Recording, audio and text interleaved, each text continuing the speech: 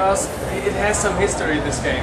Originally it was a tech demo for Hellgate London some years ago, and by that time design team led by Bill Roper, he actually thought that this game has enough potential to be a standalone project. So that's why in 2008 they already launched this in a beta phase.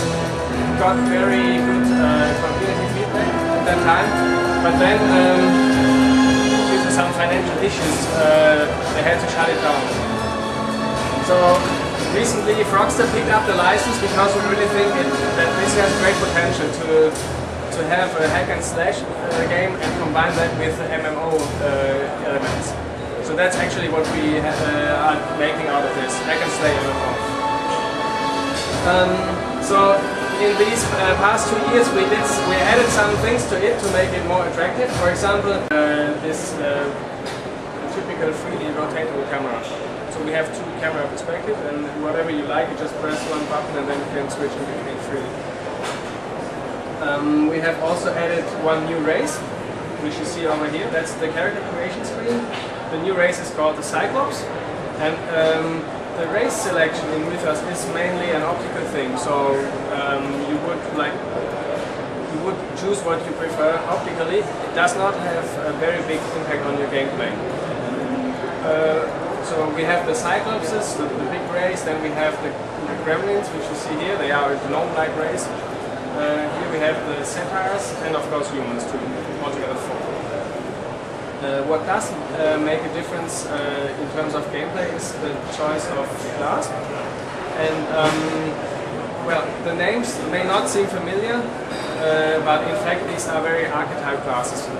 It's like a warrior, a mage and a hunter type of class. The warrior is called the Bloodletter, the mage we call it Pyromancer, and the hunter class is called the Gadgeteer. For the purpose of this demonstration we are going to show you the Pyromancer. Now Philip, just jump into the capital city. Right now we have 3 zones in the game which are completed already, but our developers are working on the 4th and 5th zone already. And the Pyromancer allows us to demonstrate what you can do to tweak your character a lot.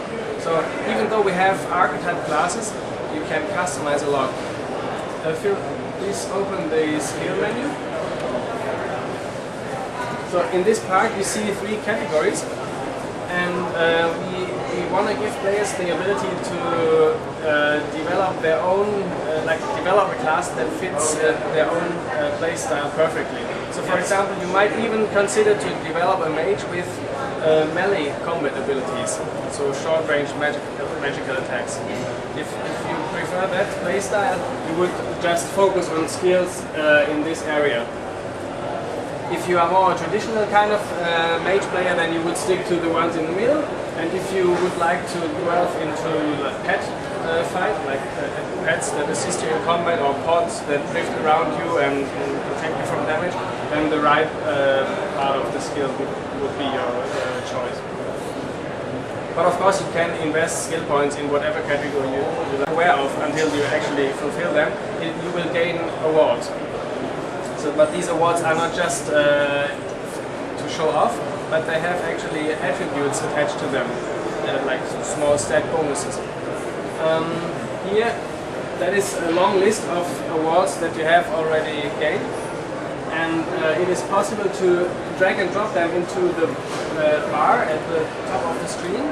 So altogether you can activate 6 at a time, and you always want to make sure that you choose the attributes that are suitable for your current play situation, that fit your current task best. So these are some of the customizing possibilities that we want to offer to the players. Now let's have a quick look at the ice zone.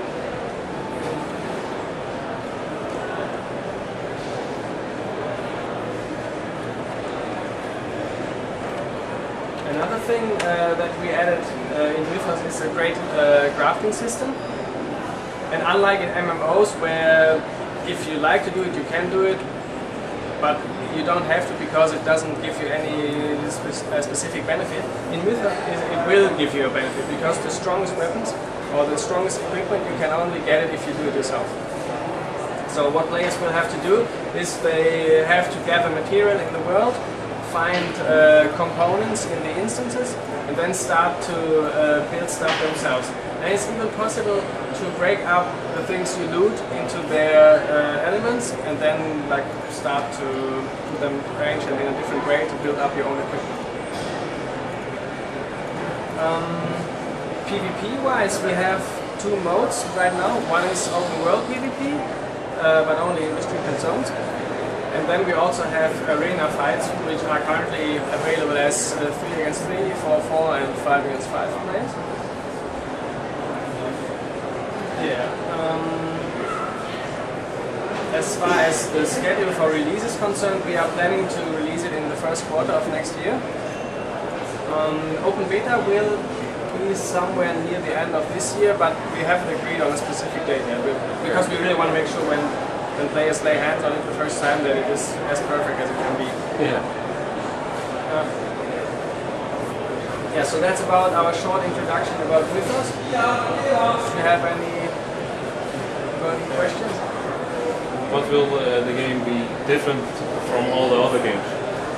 You mean for other MMOs? Well, the cool thing is that it's a hack and slash MMO.